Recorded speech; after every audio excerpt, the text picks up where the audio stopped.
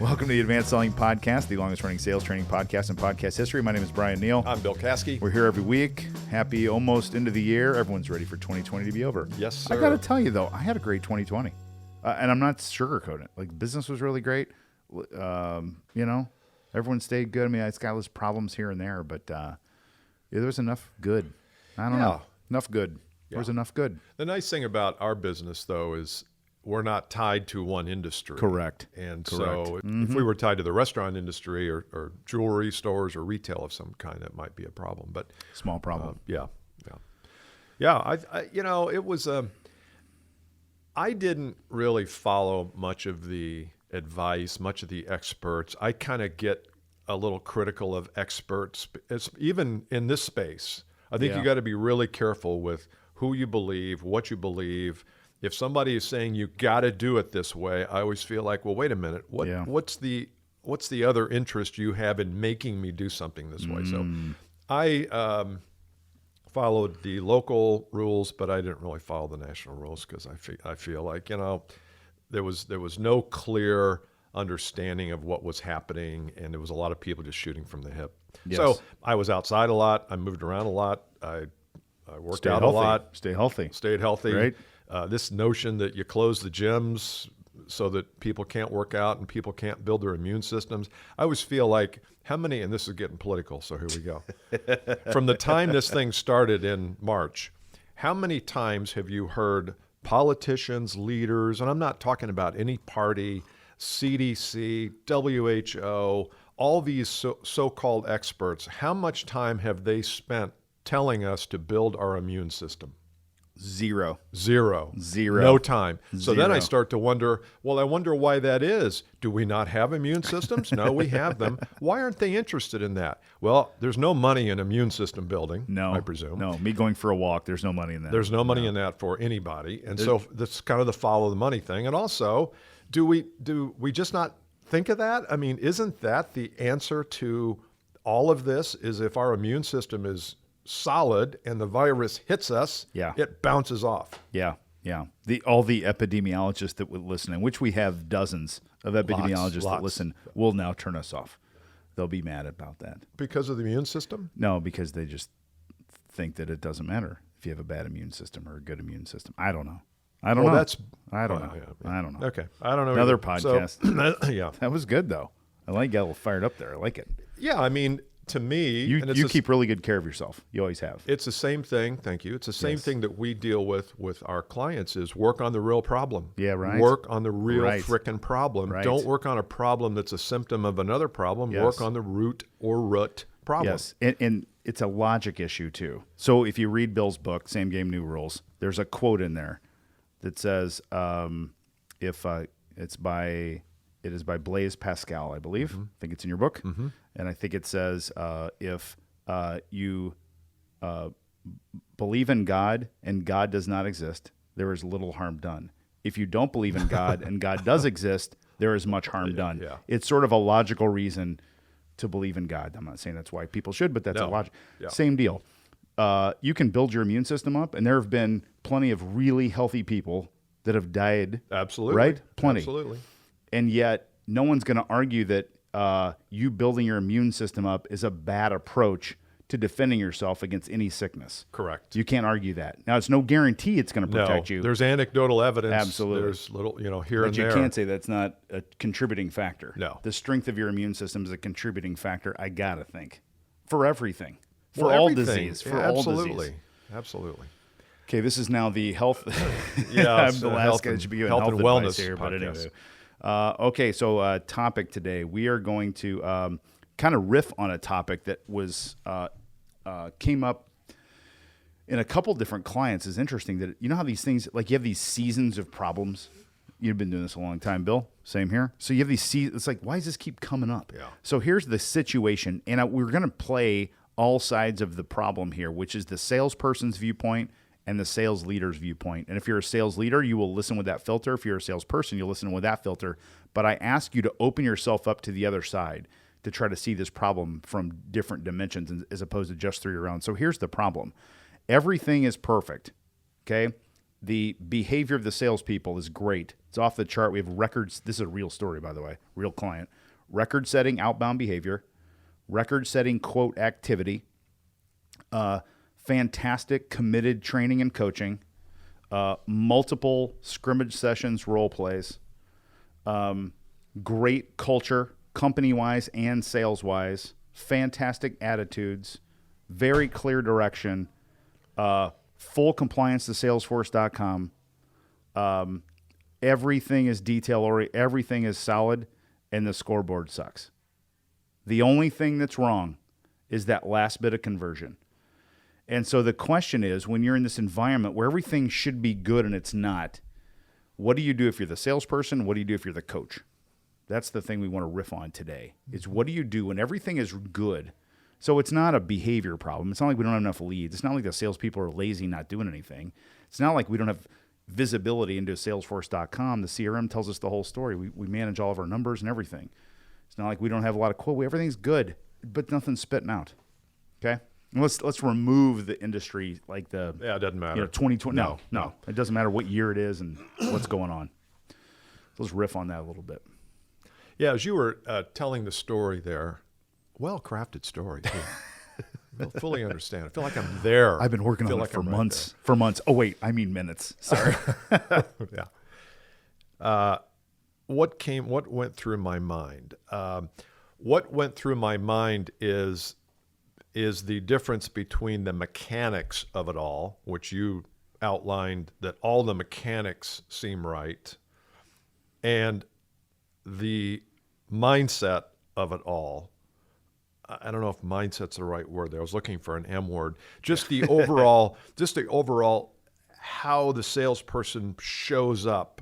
And I'm going to use salesperson here, even though I know there might be other people involved. But how does the salesperson show up in the market? Yeah, mechanics are right. I'm making the calls. I'm doing all the things. I'm CRM and Salesforce and training.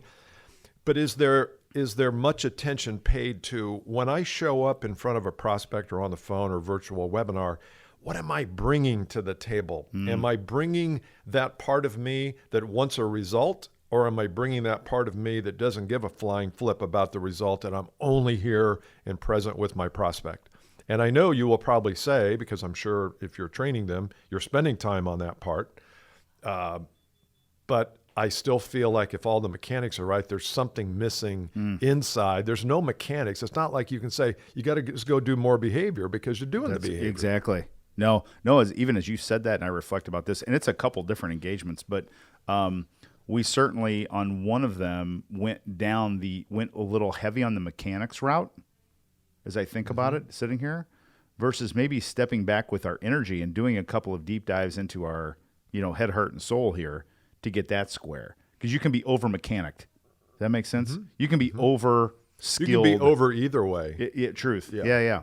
And so that could be that's a really good thing. And as I reflect back on what I've done to contribute to the problem, that's part of it is that. Now, I think you, though, knowing you, I think you lean a little bit more toward the mechanics. I lean a little bit more toward the mindset. Not crazy, not at opposite ends of the spectrum, but I think generally that's where. So I look at this and say, sounds like a mindset problem. You might have one of my clients you detect and say, you're not teaching enough mechanics. So I think that's the beauty of us having a podcast, is we can bring both of those flavors in. Yes. And I think I think it's the examination of that stuff. Because we have a rule. Now, I do always follow my rule. The rule is I say, I always start in the thinking column. Always in my clients, it resonates. But what we do is we just sort of touch it. We don't go deep on it. Does that make sense? Yes. We just touch it. Yes. We just okay, that and that. Okay, okay, good. Okay, now let's go on. What do we do and say? We go flip to that quickly. Yeah, it's really good.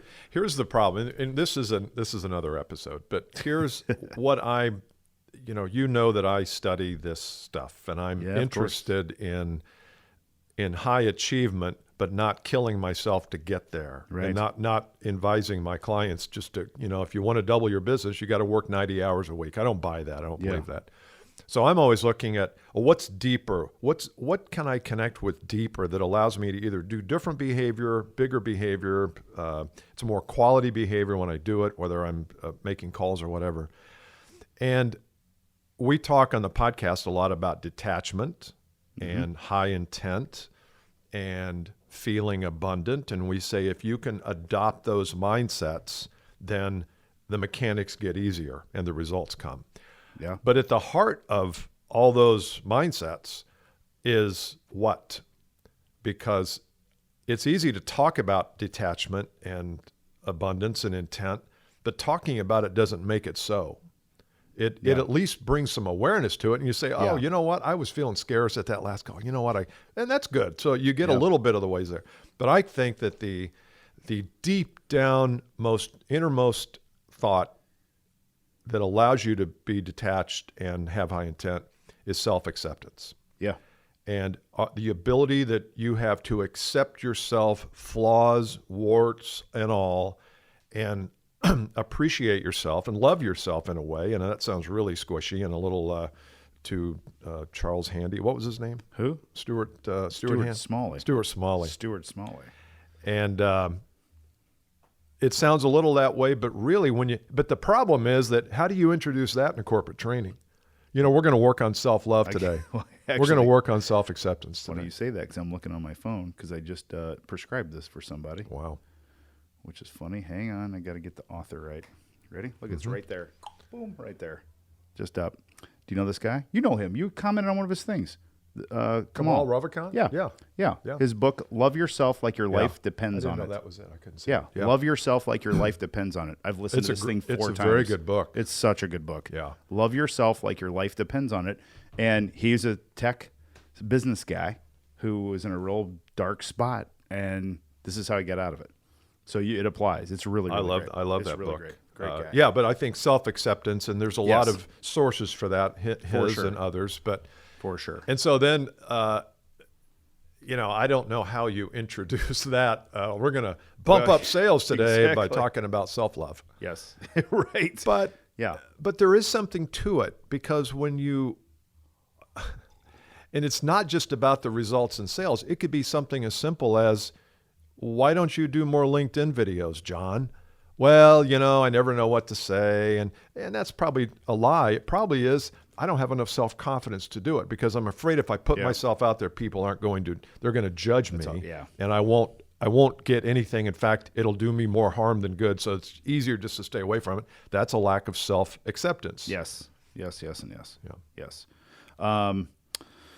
So there's another. So now I'm going to go mechanics on you. Okay. Because that'll lighten things up. Exactly. Well, because it is, and I think this whole self-exploration. And the other thing I will say about on the self-exploration and that kind of love yourself and find yourself. There's a book called Seasons of a Man's Life, right? Written in the 20s, I think, 1920s. Seasons of a Man's Life, and the title itself explains the book, which is what it says. And when I'm coaching people that come to us for, especially when they're having a crappy career time or whatever, and I see these themes in the decades. So people in their 20s tend to be like figuring out the transition to grown-uphood, and they're trying, you know, and they still haven't found themselves. They're still not self-accepting. They're chasing titles, chasing money, that sort of thing. They get to their 30s, and they get a little bit now like desperate for this yearning for self-acceptance. They're like, I don't like, you know, and they're career-wise searching for what that is. Most people in their 40s tend to land on it. Not everyone tend to land on it in the 40s. Like, okay, I found my thing, right? I'm a sales coach. I'm a whatever. I'm a thing. And they move into that 40s and 50s, become the productivity years. In the 50s, you start to move towards this, you know, all this stuff I've been chasing really is not, you know, all this money and stuff is like, it doesn't really matter. And then I think when you get in your 60s and 70s, you start to really recognize that, you know, there's much more meaning in other things than the stuff I've been chasing. And then I think people tend to get really accepting and happy when they get into their, you know, 70s and 80s. Like, you know what, life's pretty good and that sort of thing. Seasons of a man's life. But that's how I coach that to people as they're in there. So it helps people because I'm sure your clients come to you in their 20s, like, well, I don't know what to do with my life, and da-da-da-da-da. I'm like, nobody knows what to do with their life. You think you're an odd person. You do. Everybody because does of that. Absolutely. And you're not. You're totally normal. Yeah. Hate to break it to you. You're not special. Like that. Seriously. It's like you think you're special. You think you're the only one. Like you're really not. Like everybody's this way. No. And there's so much biology to it as well. Absolutely. Especially as you get to your 50s and 60s, the biological clock starts to affect your drive and ambition level, Yeah. and what looked like a mountain to go climb 10 years ago now looks like a mountain to sit in front of it and smoke a cigar Exactly. and chill and draw a painting of it. It's not all bad, No. said Bob Ross. But that's There's a pretty little bush. Nice little bush. Little Van Dyke Brown. The joy of painting? The joy of painting? Bob Ross, no. Bill Caskey. The joy of painting? Bill Caskey. You don't know the joy of painting. He's from Muncie. The joy of painting is, he's the guy with the big afro, white dude with the big afro, who had a painting show on public television, and he talks like this. Is And it he Bob paints Ross? these- There is a Bob. Ross. Oh, it is Bob Ross. That's Bob Ross. Okay. Yeah. Little painter, and he talks like this, and he says, "There's a little happy tree." He's actually become this iconic, like young people all know who he is now. It's really great, actually. I've I never used to heard- watch him. It's funny, you used to watch him and not know how cool it was. Yeah. When it wasn't cool. And Anyway. I'm surprised. Muncie. I'm Bob usually Ross. up on Muncie. Yeah, he's from Muncie, celebrities. as far as I know. I think he recorded it in Muncie in his studio.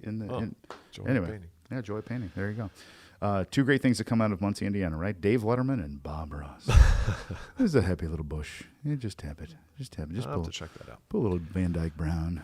I loved it. So in your So- question, Yeah. are we getting anywhere on that, or I did we think- just did I get you stuck in the muck of No. mindset? I think no. I love the mindset. I think where people struggle is they don't know what to do with that. They understand it and they don't know what to do. They know what to do if I tell them to make 10 more calls. Yeah, that's easy. If They I know say how to if I do say that. dig Yeah. into where your attachments lie, they Yeah. don't know how to do Yeah. that, and it's Yeah. terrifying and everything else. Yeah. So I'm not making an excuse for it, but it's like they don't know what to do, and yet that's where the biggest growth comes. So there's the thing. So then the question I would have for them is, when you show up at in the process, whatever that is, when you Yeah. show up, what beliefs do you have? What beliefs do you have about yourself, them, customer, process? Maybe it's a belief issue, and the only way you can determine if it is to literally find out what their beliefs are. So I would say to you, Bryan, you've got a call coming up here in an hour. It's a first call on somebody. Tell me what your beliefs are about that call. Just tell me what you're thinking. Just start to, Yes. because when they start to talk, you start to find out what their beliefs really are. Yeah. And I think you almost have to play therapist there a little bit. You do. So you have You to do. ask questions that are therapy-like questions, like, what are you most afraid of with this deal? So tell me how you're going to feel about yourself if they call you and say the deal's off. Yeah. Tell me all the Yeah. adjectives you would use to describe yourself if the deal's off. Tell me the ones you describe if the deal's on. Yeah. So this is where it gets, we have to, and again, I hate to do this, or maybe I don't, but we have to mechanize the exploration at some degree for people to be able to do it. Because I don't think people are gifted. They don't I think know that's what to where the do. coach, though, I think it's hard to do for yourself. I think that's why, I'm sure you do this with your coaching clients, is if you have a big deal, a big situation, a presentation or a call me first. Let's walk through it so that you don't call me afterwards saying I jacked that up. No, I want to know up front. What do you and part of that coaching is how are you feeling about this? Oh, this would be a nice one, Bryan. right. This would make my year. Yeah. You're looking at it wrong, so you're screwed. If that's the belief you take in with you, you're screwed. Yes. We have to believe and we have to believe it on both sides. The other thing is we can't believe that we're great when we get a big deal.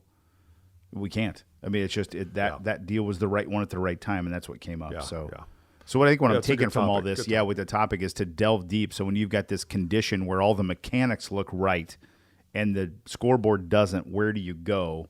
A place to go is in this mindset and energy side. Self-discovery. And we explore as the sales leader, the coach. And then when I said both of you, both sales managers and salespeople, listen with an open mind, the salesperson has to make themselves vulnerable there to be able to open up and explore that. And the sales leader has to have the guts to go there because it's safe for the sales leader to stay in mechanics, isn't it? Right? It's super safe. We love mechanics. Right? We're like, I don't know what to do with that. So that's where the true growth is. Yeah, and it's like you just said something else. We could go for a long time here. We won't. But we bring ourselves, I think I said this, we bring ourselves to the table, whether it's Thanksgiving table or whether it's prospecting. This is all we got. This is all we got. It's what's in our body and what's in our mind. We bring that. if we are somehow unsettled or ashamed or don't believe in ourselves, don't believe in the value of the product, there's all this noise up here that gets in the way of us bringing our whole self. Then we bring 80% of ourselves to the table. And that extra 20% is what it takes to get the business, and we don't have it. We're doing the mechanics. We're getting to the table. We just don't have our whole self there. Yes. Wow. Or we don't get the deal. And Or that's we good have our too, whole self right? and we don't get the deal. Yeah. It's like all the above. Yeah. So. Good topic. Wow, we went deep on that. That's a I good wasn't topic. expecting to go there. So I'm going to there's take a that. shower. So. I'm going to take a shower now. All Very, very sweaty. nice. So we are going to light a couple candles in here, and we're just gonna have a little aftercare after that. After that, little Afterglow. little aftercare, little glow up here. The Advanced Selling Podcast. Turn on the angel lights. Okay. Sometimes you got to do it, though. That's right. Sometimes it's not all mechanics. So next episode, we're going to talk about closing techniques on the Advanced Selling Podcast. Love it. See you then. We got 10 closes for you. Here, number 1, the Ben Franklin. All right, good stuff. See you. See you next time. Bye. Bye.